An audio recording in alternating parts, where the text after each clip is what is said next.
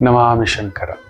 ಆಯುರ್ವಿತ್ತಂ ಗೃಹಛಿದ್ರಂ ಸಾಹಸಂ ಮಂತ್ರಮೌಷಧಂ ತಪೋ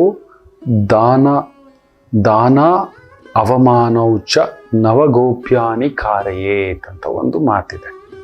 ನಮ್ಮ ಹಿರಿಯರಿದ್ದಾರಲ್ವಾ, ಒಂದು ಅನುಭವದ ಮೂಟೆ ಅವರು.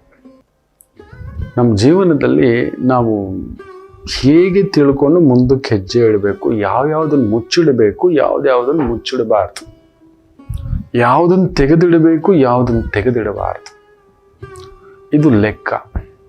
ಆ ಲೆಕ್ಕಗಳನ್ನು ಪಕ್ಕಕ್ಕಿಟ್ಟಿರೋದಕ್ಕೆ ಇವತ್ತು ನಾವು ತಲೆ ಕೆಳಗಾಗಿರೋದು, ಸುಳ್ಳು ಲೆಕ್ಕಗಳಾಗಿರೋದು. ಹೇಳ್ತಾರೆ 9 ಗುಟ್ಟುಗಳನ್ನು ಅತಿ ವಿಶೇಷವಾಗಿ ನಾವು ದೂರವಿಡಬೇಕು, ಹೇಳಬಾರದು. ಇದು ಗುಟ್ಟುಗಳು. ಆಯುರ್ವಿತ್ತಂ, ವಿಶೇಷವಾಗಿ ಆಯಸ್ಸು, ನಮ್ಮ ಆಯಸ್ಸಿನ ಬಗ್ಗೆ ಹೇಳಬಾರ್ದು ಅನ್ನುತ್ತೆ. ವಿತ್ತಂ, ಹಣ. ಗೃಹಛಿದ್ರಂ, ಮನೆಯಲ್ಲಿರೋ ಜಗಳ ಕಲಹ ಇನ್ನೊಬ್ಬರ ಹತ್ರ. ಆಮೇಲೆ ಸಾಹಸಂ, ವಿಪರೀತ ಸಾಹಸ. ಏನೋ ಒಂದು ಎಡವಟ್ಟು ಮಾಡಿದ್ದೀವಿ, ಯಾರಿಗೂ ಗೊತ್ತಿಲ್ಲ, ಅದು ಅಂತಿಂಥ ಕೆಲಸ ಅಲ್ಲ, ಅದು ಹೇಳೋ ಹಾಗಿಲ್ಲ. ಮಾಡಿರ್ತೀವಿ ಮಂಗಯಾಟಕ್ಕೆ, ಅಯ್ಯೋ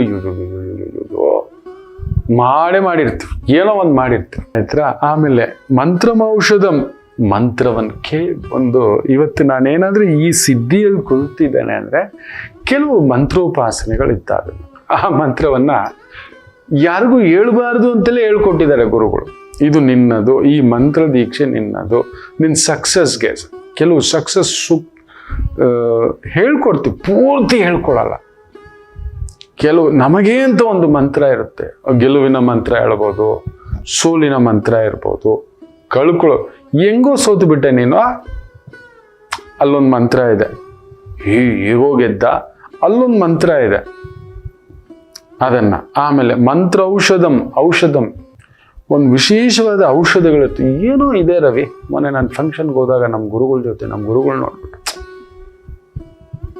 ಗುರುಗೆ ತಕ್ಕಂತೆ ನೀನು ಇದ್ದೀಯಂತೆ. ನಾನೇನಲ್ಲ, ಗುರುಗಳ ಭಾಗದಲ್ಲಿ ನಾನೊಂದು ಅಣು ಅಷ್ಟೇ ಅಂತ. ಇಲ್ಲ ಕಣೋ ಅಂತ. ಆ ಗುರುಗಳಿಗೆ ಆ ತೇಜಸ್ಸು, ಅವರು ನೋಡ್ತಿದ್ರೆ ಹಾಗೆಯೇ ಮಂತ್ರಮುಗ್ಧರಾಗ್ತಿವಿ.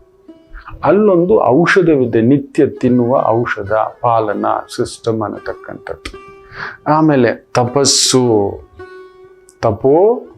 ತಪಸ್ಸು, ದಾನಂ, ನಾವು ಮಾಡಿದ ದಾನ, ದೆನ್ ನಮಗಾದ ಅವಮಾನ.